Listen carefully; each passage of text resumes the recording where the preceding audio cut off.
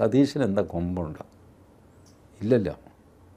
ഒരു സാധാരണ കോൺഗ്രസ്സുകാരന് അതിനകത്ത് ഇത്തവണ പയറ്റൊക്കെ പയറ്റി കഴിഞ്ഞപ്പോൾ അത് വി ഡി സതീശന് അനുകൂലമായിട്ട് കാറ്റ് വീശി പുള്ളി ആയി. അതിൻ്റെ തന്നെ ഫൂളിഷ്നെസ് എനിക്ക് അത്ഭുതം തോന്നുന്നു. അത് നമ്മളുടെ ദേശീയ ചാനലുകളെന്ന് പറയുന്ന ഇംഗ്ലീഷ് ഹിന്ദി ചാനലുകളും ഒക്കെ പറയുന്നുണ്ടത്. മുസ്ലിം ലീഗ് ഒരു വിരട്ടി പ്രിയങ്ക ഗാന്ധി ഇനി വയനാട്ടിൽ തിരിഞ്ഞു നോക്കണ്ട, ഞങ്ങൾ തോൽപ്പിക്കും. അത് ഇംഗ്ലീഷിൽ പോസ്റ്ററാക്കി അവർ വയനാട്ടിൽ ഒട്ടിച്ചു, ഡൽഹിയിൽ ഒട്ടിച്ചു, അത് സോഷ്യൽ മീഡിയയിലിട്ടു. ഇപ്പോൾ പ്രിയങ്ക ഗാന്ധി ഭയന്ന് പോയി. ലാസ്റ്റ് മിനിറ്റിൽ പ്രിയങ്ക ഗാന്ധി ഇടപെട്ടിട്ടാണ് മുസ്ലിം ലീഗിന് വേണ്ടിയിട്ട് വി ഡി സതീശനെ മുഖ്യമന്ത്രിയാക്കണം. ഈ ഇക്വേഷൻ എല്ലാവരും സമ്മതിച്ചിരിക്കുന്നു, വിശ്വസിച്ചിരിക്കുന്നു. സാഹചര്യം നോക്കിയാൽ അത് ശരിയാണ് തന്നെ. ലാസ്റ്റ് മിനിറ്റിലാണ് പ്രിയങ്ക ഗാന്ധി ഈ പ്രശ്നത്തിൽ ഇടപെടുന്നത്.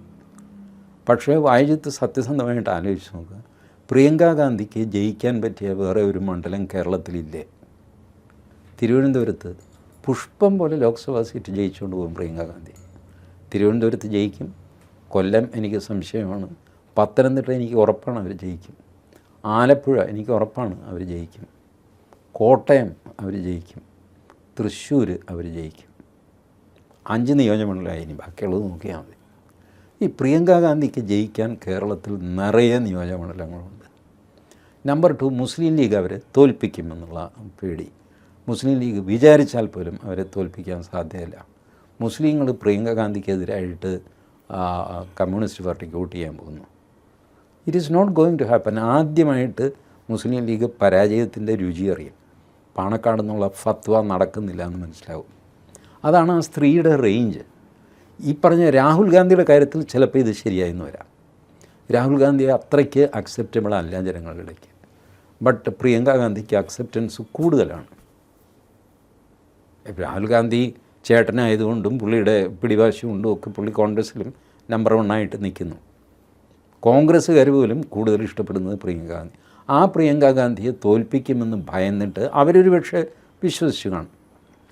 ഇനി കേരളത്തിൽ മത്സരിച്ചില്ലെങ്കിൽ അവർക്കെന്താ വേറെ മത്സരിക്കാൻ സ്ഥലമില്ലേ? കർണാടകത്തിലില്ലേ? അവരുടെ ഇന്ദിരാഗാന്ധി വന്ന് മത്സരിച്ചത് എവിടെയാണ്? വടക്കേ ഇന്ത്യ മുഴുവൻ തോറ്റു കഴിഞ്ഞ് അടിയന്തരാവസ്ഥ കഴിഞ്ഞപ്പോൾ അവർ വന്ന് മത്സരിച്ചത് കർണാടകത്തിലെ ചിക്കമംഗ്ലൂരാണ്.